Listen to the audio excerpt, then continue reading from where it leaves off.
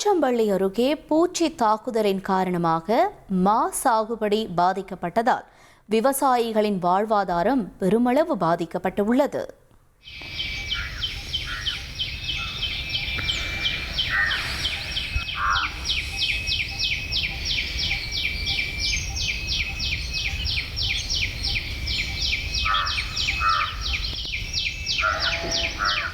கிருஷ்ணகிரி மாவட்டம் போச்சம்பள்ளி மற்றும் அதன் சுற்றுவட்டார பகுதிகள் மாம்பழம் மற்றும் மாங்காய்க்கு மிகவும் பிரசித்தி பெற்ற ஒரு இடமாகும்.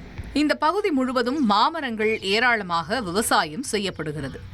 மேலும் இப்பகுதிக்கு வரும் சுற்றுலா பயணிகள் பெரும்பாலும் இங்கிருந்து மாம்பழங்களை வாங்கி செல்கின்றனர்.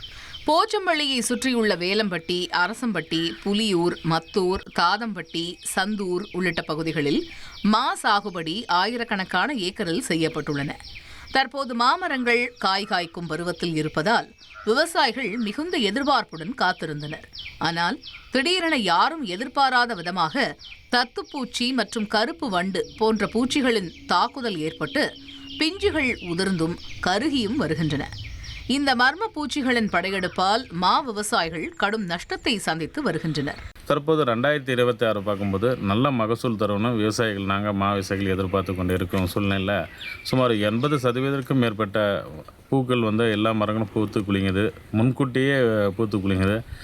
அதுக்கிடையில் பார்த்திங்கன்னா கடந்த ஒரு 4-5 ஆண்டுகளாகவே பார்த்திங்கன்னா விலையேற்றம், பூச்சி, புழுத்தாக்கல் போன்ற பெரும் நஷ்டத்தை சந்தித்து வரும் மா விவசாயிகள் அனைத்தும் முன்னாண்டுகள் பார்த்திங்கன்னா மா அறுவடை காலன்றதோட மரங்கள் அறுவடை காலம் தான் நான் ஏற்கனவே பல முறை சொல்லிகிட்ருக்கேன். அரசாங்கமும் விஞ்ஞானிகளும் என்ன தான் பண்ணிட்டுருக்காங்கன்னு தெரியல. விஞ்ஞானிகள் சரியாக பயிற்சிகளை கண்டிப்பாக தருவதில்லை. ஏன்னா பூக்கு முன்னே பயிற்சிகள் அளிக்கணும், அது விவசாய நிலத்தில் அளிக்கணும். 2026 நாங்கள் ஏற்கனவே சொல்லியிருக்கோம், பூக்கள் அருமையாக பூத்துதுன்னா சாரூரிஞ்ச பூச்சி, தத்துப்பூச்சி எல்லாம் நிறைய தாக்குதல் ஏற்பட்டுச்சு. அதுவும் அந்த சாரூரிஞ்ச பூச்சி பாருங்களா, அந்த பூ பூரா கருகி போச்சு. அதில் ஜோனான்ற ஒரு தத்துப்பூச்சி பார்த்திங்களா அப்படியே அந்த தலையில் அப்படியே வடிஞ்சு கருப்பாக அப்படியே சொட்டுன்னு அந்த தேன் மாதிரி சொட்டும். இந்த மாதிரி சூழ்நிலையில் இதே நிலைமை நீடித்தால் நம்மளது முக்கணி நகரது ஒன்றான மாங்கனி நகரமே அழிஞ்சு போயிட்டு இருக்குன்னு நம்ம சொல்லிடுறோம். இந்நிலையில் பூச்சி தாக்குதலை கட்டுப்படுத்த விவசாயிகள் ஒரு முறைக்கு பல முறை விலை உயர்ந்த பூச்சிக்கொல்லி மருந்துகளை தெளித்து வருகின்றனர். ஏக்கருக்கு பல ஆயிரம் ரூபாய் வரை செலவு செய்த போதும் பூச்சிகள் கட்டுப்படாமல் மரங்கள் உருக்குலைந்து வருவதால் விவசாயிகள் செய்வதறியாது திகைத்து நிற்கின்றனர். ஏற்கனவே உரவிலை உயர்வு, மருந்து தெளிப்பதற்கான கூலி உயர்வு என நிதிச்சுமையில் இருக்கும் விவசாயிகளுக்கு இது ஒரு பேரிடியாக அமைந்துள்ளது. காய்காய்க்கும் இந்த முக்கிய தருணத்தில் பூச்சிகளால் மகசூல் பாதிக்கும் அபாயம் ஏற்பட்டுள்ளதால் முதலீட்டையாவது மீட்டெடுக்க முடியுமா என்பது கேள்விக்குறியாக உள்ளதாக அப்பகுதி விவசாயிகள் வேதனை தெரிவிக்கின்றனர்.